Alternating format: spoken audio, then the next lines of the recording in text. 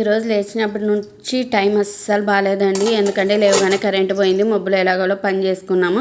ఇంకా తర్వాత అన్నం పప్పు చేద్దాము, అలాగే నైవేద్యానికి స్వీట్ పొంగల్ చేద్దామని చెప్పి బియ్యం అన్ని కడిగి పెట్టేసి ఇంకా గ్యాస్ అంటించకపోతే గ్యాస్ అయితే అయిపోయిందండి. ఊరు వెళ్ళే హడావిడిలో గ్యాస్ బుక్ చేయలేదు. వచ్చినాక బుక్ చేసి ఈరోజు మధ్యాహ్నంకి వస్తుంది అన్నారు. పిల్లలకైతే ఇడ్లీ తెప్పించి బాక్స్ కట్టి తినిపించి పంపించేసానండి. ఇంకా పూజ అయితే చేసేసాను. నైవేద్యం చేయడానికి అస్సలు కుదరలేదు.